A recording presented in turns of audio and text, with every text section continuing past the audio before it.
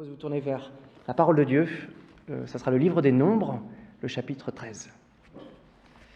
Le texte s'affichera à l'écran et je vais en prendre la lecture. Nombres, chapitre 13. L'Éternel dit à Moïse : envoie des hommes explorer le pays de Canaan que je donne aux Israélites. Tu enverras un homme issu de chacune des tribus de leurs ancêtres. Ils seront choisis parmi leurs princes. Moïse envoya ces hommes du désert de Paran, d'après l'ordre de l'Éternel. Ils étaient tous chefs des Israélites. Voici leurs noms. Pour la tribu de Ruben, Shamoua, fils de Zakour. Pour la tribu de Siméon, Shaphat, fils de Hori. Pour la tribu de Juda, Caleb, fils de Jéphuné. Pour la tribu d'Issachar, Jigal, fils de Joseph. Pour la tribu de Benjamin, pour la tribu d'Éphraïm, Osée, fils de Noun. Pour la tribu de Benjamin, Palti, fils de Raphou. Pour la tribu de Zabulon, Gadiel, fils de Sodi. Pour la tribu de Joseph, la tribu de Manassé, Gadi, fils de Soussi. Pour la tribu de Dan, Amiel, fils de Gemali. Pour la tribu d'Asser, Sétour, fils de Michaël. Pour la tribu de Nephtali, Najbi, fils de Voshi. Pour la tribu de Gad, Gueuel, fils de Maki. Tels sont les noms des hommes que Moïse envoya pour explorer le pays. Moïse donna à Osée, fils de Noun, le nom de Josué. Moïse les envoya explorer le pays de Canaan. Il leur dit : montez ici, par le sud, montez sur la montagne et examinez le pays. Vous examinerez comment il est, quel est le peuple qui l'habite, s'il est fort ou faible, s'il est nombreux ou non. Vous examinerez quel genre de pays il habite, s'il est bon ou mauvais, quel genre de ville il habite, si elles sont ouvertes ou fortifiées. Vous examinerez aussi comment est le terrain, s'il est fertile ou pauvre, s'il y a des arbres ou non. Armez-vous de courage et prenez des fruits du pays. C'était l'époque des premiers raisins. Ces hommes montèrent et explorèrent le pays, depuis le désert de Tsin jusqu'à Rehob, sur le chemin de Hamath. Ils montèrent par le sud et allèrent jusqu'à Hébron, où se trouvaient Aïman, Sheshai et Talmaï, les descendants d'Anak. Hébron avait été construite 7 ans avant Tsoan en Égypte. Ils arrivèrent jusqu'à la vallée d'Eshcol, où ils coupèrent une branche de vigne avec une grappe de raisin. Ils la portèrent à 2, au moyen d'une perche. Ils prirent aussi des grenades et des figues. On appela cet endroit vallée d'Eshcol à cause de la grappe que les Israélites y coupèrent. Ils furent de retour de l'exploration du pays au bout de 40 jours. À leur arrivée, ils se rendirent auprès de Moïse, d'Aaron et de toute l'assemblée des Israélites à Kadesh, dans le désert de Paran. Ils leur firent un rapport ainsi qu'à toute l'assemblée, et ils leur montrèrent les fruits du pays. Voici ce qu'ils racontèrent à Moïse. Nous sommes allés dans le pays où tu nous as envoyés. C'est vraiment un pays où coule le lait et le miel, et en voici les fruits. Mais le peuple qui habite ce pays est puissant, les villes sont fortifiées très grandes. Nous y avons vu des descendants d'Anak. Les Amalékites habitent la région du sud, les Hittites, les Jébusiens et les Amoréens habitent la montagne, et les Cananéens habitent au bord de la mer Méditerranée et le long du Jourdain. Caleb fit taire le peuple qui murmurait contre Moïse. Il dit : montons, emparons-nous du pays, nous y serons vainqueurs. Mais les hommes qui l'y avaient accompagné dirent : nous ne pouvons pas monter contre ce peuple, car il est plus fort que nous. Et ils dénigrèrent devant les Israélites le pays qu'ils avaient exploré. Ils dirent : le pays que nous avons parcouru pour l'explorer est un pays qui dévore ses habitants. Tous ceux que nous y avons vus sont des hommes de haute taille. Nous y avons vu les géants, les descendants d'Anak, qui sont issus des géants. À nos yeux et aux leurs, nous étions comme des sauterelles. Jusqu'ici, la parole de Dieu. Avec ce chapitre 13, nous faisons une plongée dans un ancien monde. Un monde rude, celui du désert, un monde simplifié, celui de l'itinérance, un monde intense, où les hauts et les bas de la relation à Dieu sont suivis de conséquences presque immédiates pour tout un peuple.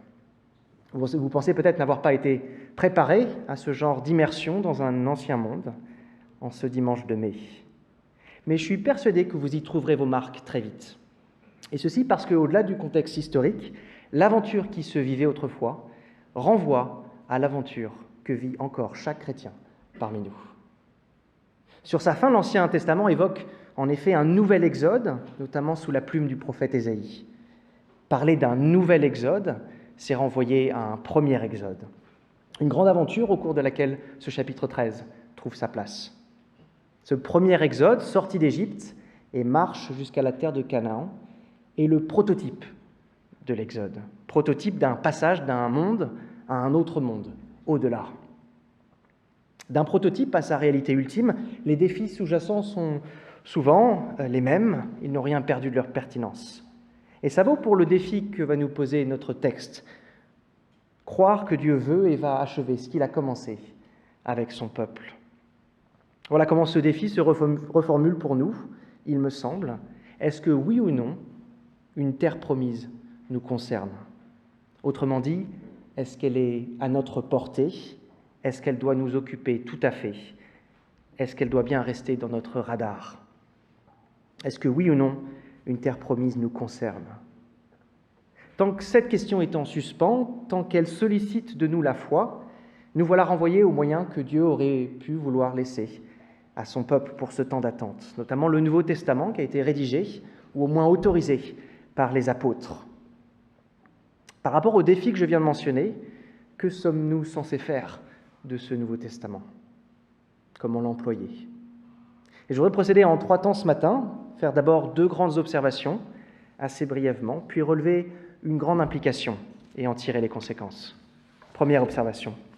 12 apôtres unanimes sur un seul point. 12 apôtres unanimes sur un seul point. Vous avez peut-être l'impression qu'en appelant ces espions des apôtres, je fais un anachronisme. Mais considérez alors ceci. En grec, le mot apôtre veut dire envoyé, et si ces 12 personnes ne sont pas des envoyés, je ne sais pas ce qu'elles sont. Verset 1, envoie des hommes. Verset 3, Moïse envoya des hommes. Verset 16, tels sont les noms des hommes que Moïse envoya. Verset 17, Moïse les envoya. Verset 27, nous sommes arrivés dans le pays où tu nous as envoyés. Dans la Septante, la version grecque de l'Ancien Testament, à tous ces endroits, c'est bien le même verbe qui donnerait 1500 ans plus tard aux disciples de Jésus le nom d'apôtres. Et ces apôtres sont ici, au nombre de 12, 12 comme les 12 tribus qu'ils représentent, vous l'aurez compris. Nos yeux parcourent la liste des versets 4 à 15. J'imagine que rien ne nous choque. À bien y regarder, la tribu de Lévi n'est pas représentée au profit d'une double représentation de la tribu de Joseph. C'est chose commune dans l'Ancien Testament. Mais il y a peut-être tout de même une impression inquiétante qui doit se dégager de cette liste. Ruben, Siméon, Juda, Issachar, Éphraïm, Benjamin, Zabulon, Manassé, Dan, Aser, Nephtali et Gad. On a perdu l'habitude des listes, mais un juif qui lirait cette liste ne s'y retrouverait pas.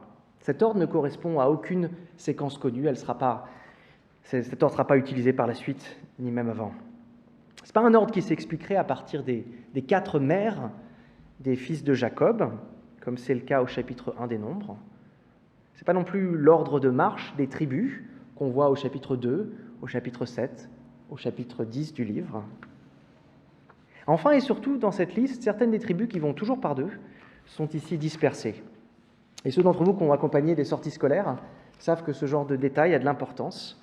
Les enfants vont 2 par 2, les maîtres et les maîtresses font bien attention à ce qu'au sein d'une paire, des enfants se neutralisent pour limiter la casse. Or voilà que Zabulon n'est pas listé à côté d'Issachar et qu'Éphraïm n'est pas côte à côte avec Manassé.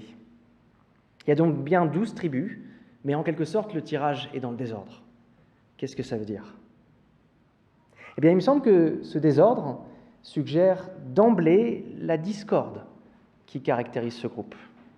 Et si j'attire votre attention sur la discorde qui est là au début, en filigrane, c'est parce que, comme vous le voyez, ce chapitre va finir dans une discorde magistrale.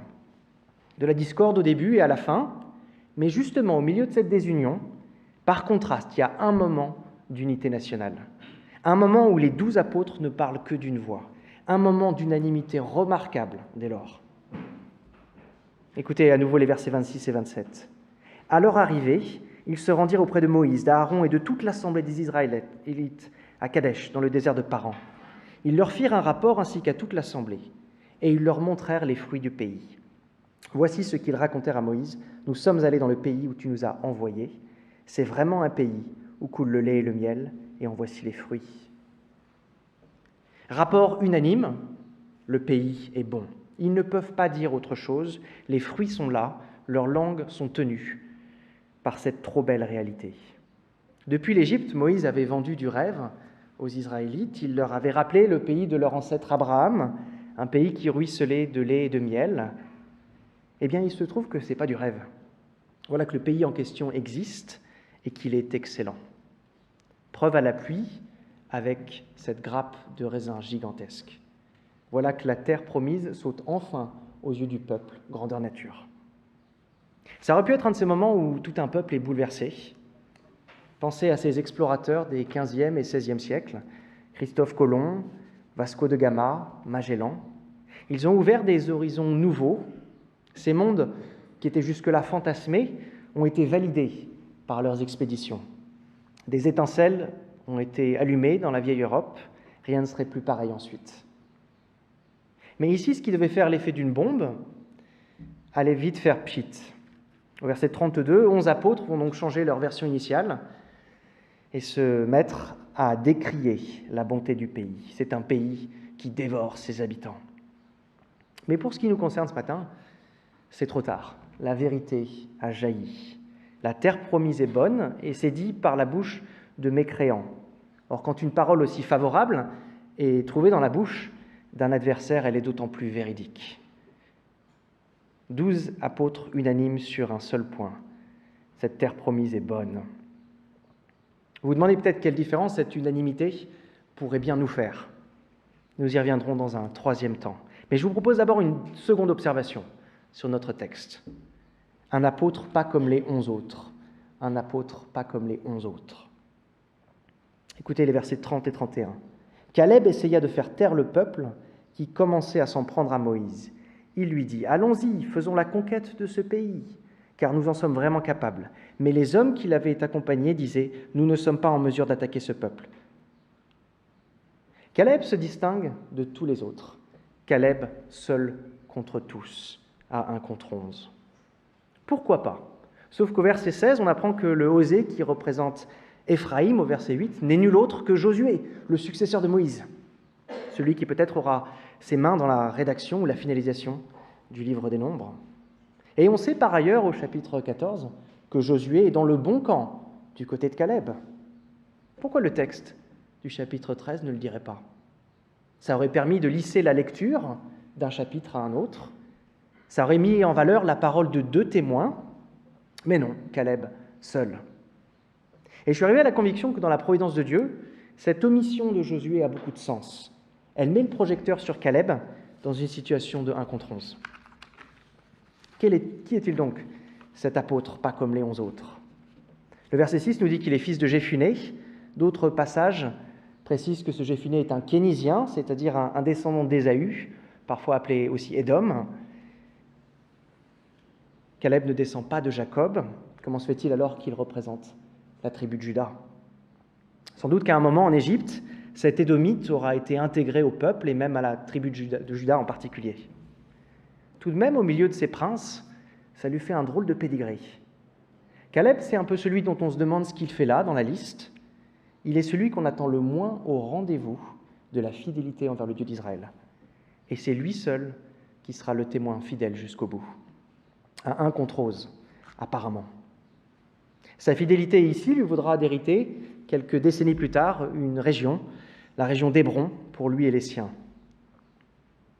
Et curieusement, 1500 ans plus tard, un autre apôtre sortira de cette même région. On l'appellera Ishkariot, l'homme de Kariot, petit village proche d'Hébron, dans ce qui était autrefois le territoire de Juda, et qui au 1er siècle était sous contrôle iduméen, c'est-à-dire contrôle édomite.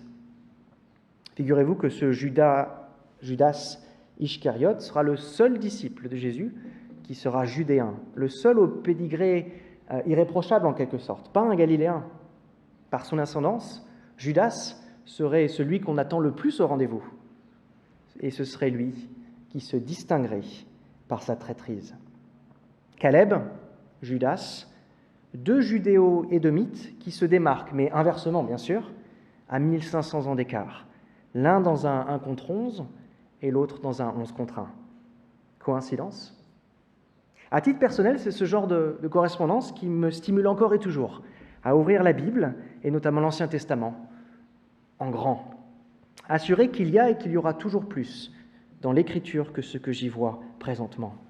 Chaque détail est comme une pierre soulevée qui révèle un grouillement de vie en dessous. Encore faut-il savoir quoi faire des détails qu'on trouve. Dans le cas présent, des théologiens peuvent se satisfaire de conclure que l'omission de Josué au chapitre 13 et son inclusion au chapitre 14 indiquent des sources différentes pour ces chapitres. Peut-être. Mais vous voyez combien il nous faut aller beaucoup plus loin. Cette omission de Josué, elle nous fait cheminer sur les chemins mystérieusement balisés par l'Écriture. Elle nous fait suivre des liens qui courent d'un testament à un autre. Et ces liens nous forcent à interroger, même à comparer, à contraster deux missions de reconnaissance effectuées par deux groupes d'apôtres. Les 12 apôtres de Nombre 13 et les 12 apôtres du Christ, d'autre part. Venons-en donc à l'implication de nos observations jusque-là. Un même témoignage apostolique, un même témoignage apostolique. Au 1er siècle de notre ère, les apôtres du Christ ont-ils fait autre chose que reproduire ce que 12 autres avaient fait 1500 ans plus tôt? Pour les uns et pour les autres, ne s'agissait-il pas toujours d'explorer un au-delà, puis d'en rendre compte au plus grand nombre? On a lu au verset 25 que ces premiers apôtres ont eu 40 jours d'exploration de la terre promise pour s'assurer notamment qu'elle était vraiment bonne. Qu'est-ce que les apôtres du Christ auraient eu à explorer, me direz-vous? Eh bien, écoutez ces versets au tout début du livre des Actes. Après avoir souffert, Jésus se présenta à eux vivant et leur en donna de nombreuses preuves. Pendant 40 jours, il se montra à eux et parla de ce qui concerne le royaume de Dieu. Est-ce que vous voyez en quel sens les apôtres du Christ ont reproduit le programme de Nombre 13?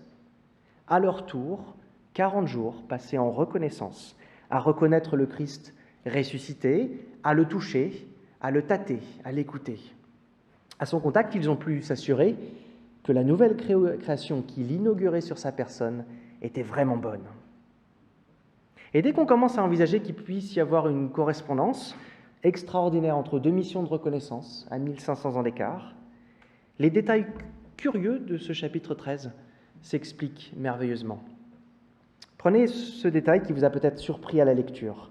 Au verset 23 et 24, on nous parle et on nous reparle d'une grappe de raisin que les 12 ramènent. On les a envoyés vers un pays qui ruisselle de lait et de miel, mais c'est ni du lait qu'ils ramènent, ni du miel, mais bien du raisin. Qu'est-ce que ça veut dire? Et à la fin du verset 20, il y a aussi ce petit détail, on apprend qu'il s'agit des premiers raisins. Pourquoi laisser autant de place dans ce texte à une grappe de premiers raisins, une grappe qui fait la taille d'un homme? J'aimerais vous suggérer que c'est pour préfigurer le Christ ressuscité, lui qui sera appelé les prémices de ceux qui sont morts par saint Paul en 1 Corinthiens 15. Les prémices, ou littéralement dans le grec, les premiers raisins de ceux qui sont morts. Voilà donc ce qui va donner aux apôtres du Christ leur aplomb. Ils ont été témoins de la résurrection, autrement dit, ils ont reconnu de très près une nouvelle création dont le Christ est le gage. Une autre création, nouvelle terre et nouveaux cieux, comprenait cette terre-ci, mais après sa pleine et entière rédemption, au dernier jour, quand toutes choses auront été renouvelées. Et il nous faut pousser cette implication jusqu'au bout. Si on a affaire à une même mission à 1500 ans d'écart, on a aussi affaire à un même compte-rendu de mission. Qu'est-ce que nous pensons avoir entre les mains quand nous ouvrons un Nouveau Testament? Est-ce que nous acceptons de voir le Nouveau Testament comme un témoignage rendu à la nouvelle création, appuyé d'une exhortation à y entrer? Et c'est là où il nous faut revenir à notre première observation, l'unanimité du témoignage sur la terre promise. Quand les 12 apôtres de Moïse se sont présentés devant toute l'assemblée à Kadesh, le peuple était très au clair sur ce qui se passait, le silence s'est fait, 12 princes allaient rendre un témoignage solennel. Est-ce que c'est avec le même mélange de révérence et de fébrilité que nous tournons les pages du Nouveau Testament? À une occasion ou une autre, pas toujours plaisante, certains d'entre vous auront peut-être reçu des lettres délivrées par un huissier. C'est le genre de courrier qu'on n'ouvre pas machinalement, c'est le genre de courrier qui nous met en demeure de réagir. Est-ce que nous recevons le témoignage des apôtres avec crainte et tremblement? Et est-ce que nous savons assez déjà reconnaître combien et comment le Nouveau Testament nous parle de la nouvelle création?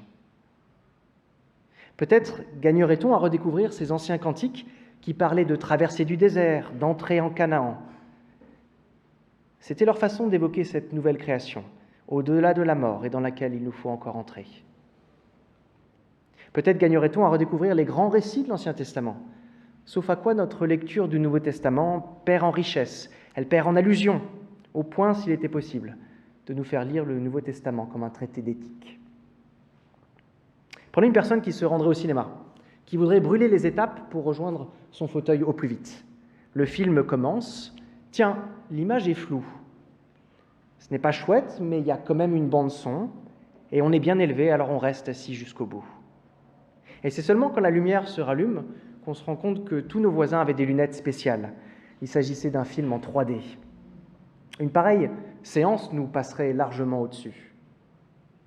Et en un sens, le malentendu commence avec notre rapport à la résurrection au sein du Nouveau Testament.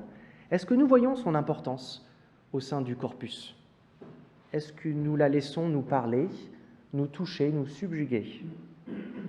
Est-ce que nous cherchons, comme le faisait saint Paul, à parvenir à la résurrection des morts, d'une manière ou d'une autre, par tous les moyens ? À vous de me dire, est-ce que le monde que la résurrection a ouvert est celui sur lequel vos yeux se posent chaque matin avec bonheur ?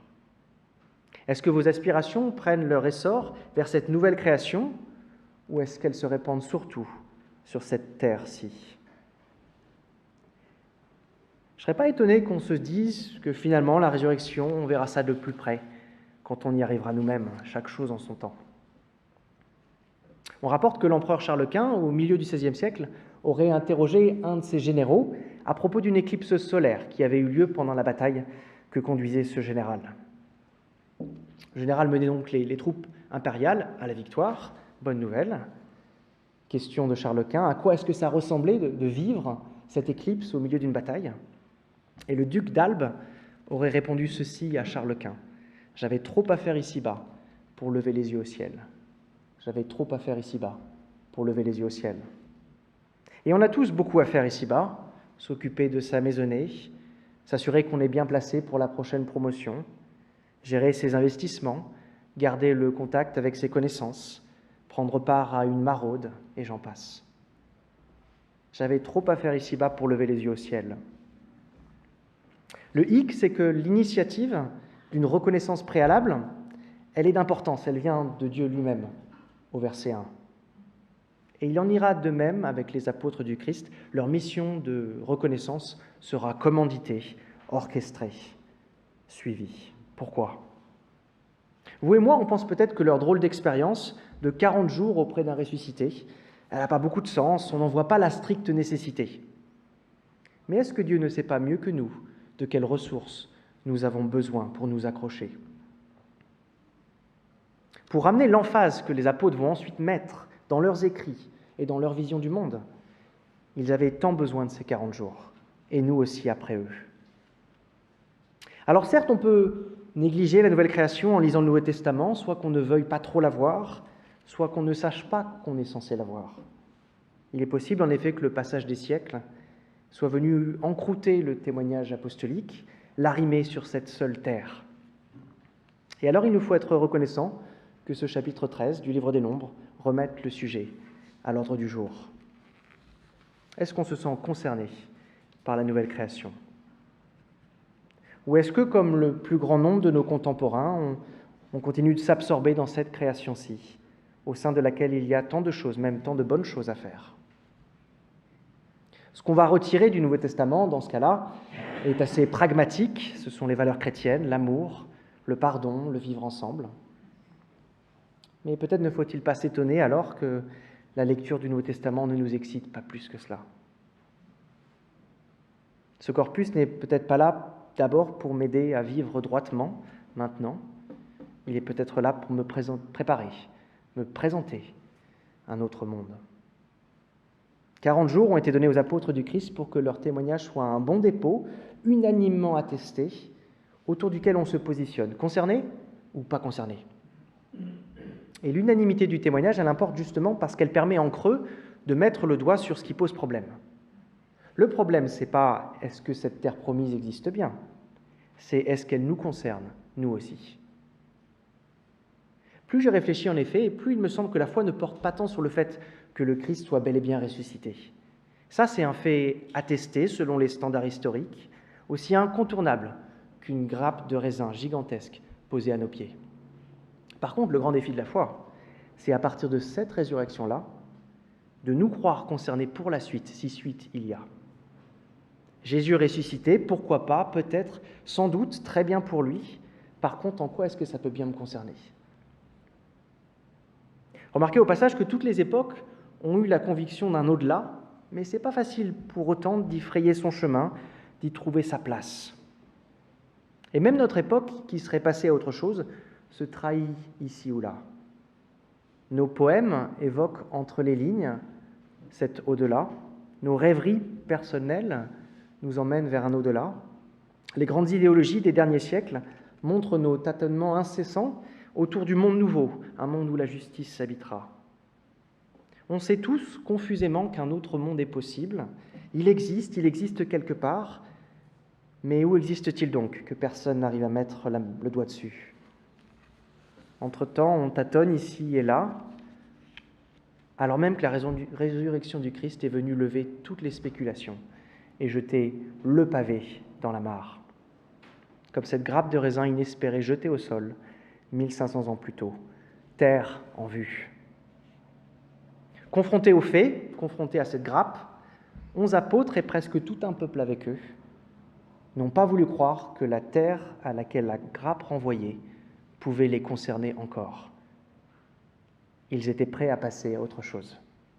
Pour rester raisonnables, pour ne pas passer pour des extraterrestres, pour ne pas se faire du mal. Et nous ? Quand nous recevons le témoignage du Nouveau Testament, est-ce que nous reconnaissons en nous la bataille de la foi qui fait rage ? Une partie de nous veut refermer ces pages, arrêter de se faire du mal, rester dans le présent, ne pas se faire d'illusions, s'atteler à faire de ce monde-ci un monde meilleur, et puis c'est tout. Quand on bataille contre le doute, c'est un géant qu'on combat. Merci Seigneur de ce qu'il a fait les choses en grand. Ce n'est pas nous seuls, mais tout un peuple qui est concerné. Nous ne sommes pas seuls à nous essayer à rediriger encore et toujours nos regards vers la nouvelle création. Il nous faut conclure, et pour ce faire, je voudrais revenir sur la deuxième observation que j'ai faite tout à l'heure. 1 contre 11, autrefois, devenu 11 contre 1 au 1er siècle de notre ère. Il y a dans cette inversion une indication prophétique que l'histoire ne se répétera pas. Le premier exode fut un échec, globalement. La présentation de la grappe de raisin, aux proportions magnifiques, elle a été accompagnée de propos décourageants de la part des apôtres. Par contraste, 1500 ans plus tard, 11 apôtres, auxquels un 12e serait ajouté, ont appuyé leur témoignage de leur exhortation. Croyez-vous concernés, persévérez à croire, accrochez-vous. Et à 11 contre 1, je veux croire que cette exhortation ira loin, même jusqu'à accrocher nos personnes aujourd'hui. Il me reste donc à prier que cette même exhortation rencontre un écho en chacun de nous 2000 ans plus tard. Et en ce sens, je vous propose de prier avec moi, suite à quoi on prendra un cantique. Prions ensemble. Éternel Dieu, tu ne nous sauves pas dans le vide, hors contexte. Tu nous sauves pour être en ta présence, dans une terre nouvelle.